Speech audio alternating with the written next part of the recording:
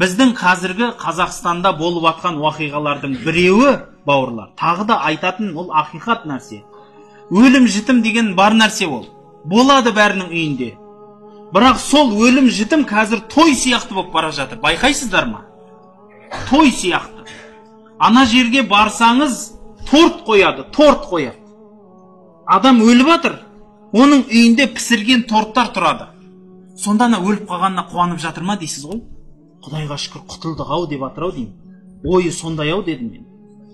Оны тағы үйінің, сол үйдің егесіне айтсаңыз жата қалып ерегісетін еді ол жағаны ұстап, сен не деп жатсың деп. Сіздің дастарханыңыздан қайғы біліну керек қой. Сіз қайғының үйі болсаңыз, онда дастарханыңыздан қайғы біліну керек, бауырлар. Халыққа керек тамақты беріңіз, болды. Тамақ бергіңіз келсе.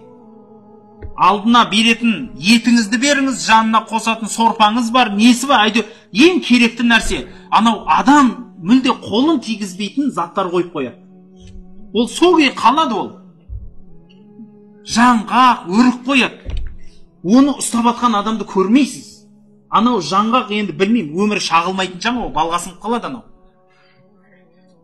Ол тойдан тойға көшіп жүретін жаңа ол. Бірақ сол жерде өлімге қояды соны. Оны жемейді ешкім. Түсінесіз ба, бауыр? Ысырап дегеніміз міне осы болады. Халық жейтін нәрсені. Араларыңызда ақсақалдар, елмен араласатын адамдар отыр, бауырлар. Сол халыққа жеткізсеңіз екен.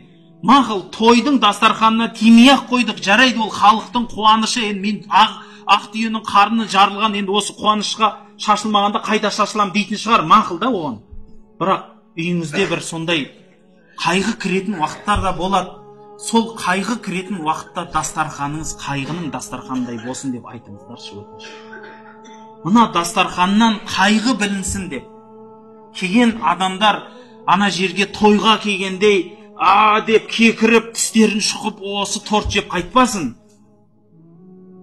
Әйтеуір асын жегесін, Құранын оқып, қайырлы дұғасын жасап қайтсын.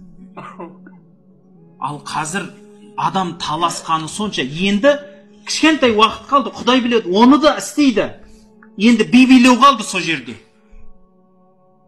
Істейді оны, істейді біреу, Құдай сақтасын. Ел мынау кетуде, біреу өліп атса, келіңіздер, қырқы болып қалды, ал Ақмаржанды қойып қой дейді, аны кішкентай жаңағы ақ күріш Ақмаржан қып кішкентай ойнап жіберейік дейді, мына кісі өліпті ғой дейді, сауап болады дейді, тие берсін. Соған келет мынау түріменен ше.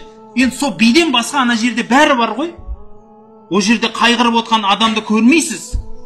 Отырып алады, ана торт жеп отыр, алдына деп бір-біріне қарап отырып алады. Жарқ-жарқ күліп, біреу қайғымен отыр жылап.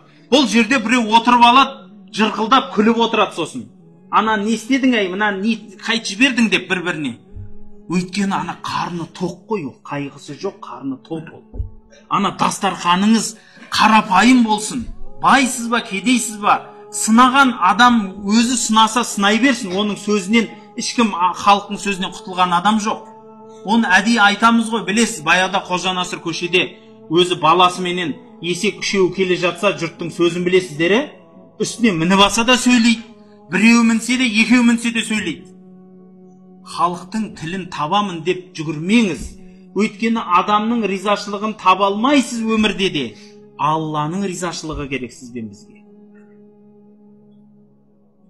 Алладина юфсидуна фил арди ва ла юслихун. Олар сондай бір адамдар, әлгі ысырапшылдар. Жер бетінде бұзықтық жасайды, олар ешқандай да түзетпейді. Ойламаңыз. Жаңал дегендей қылып мен анау өлгеннің дастарханында толтырып жасап атсам бір түзетіп атырмын, сол жер бір күшті болып атыр деп. Бұл түзету емес, бауырлар. Бұл бұзу. Өйткені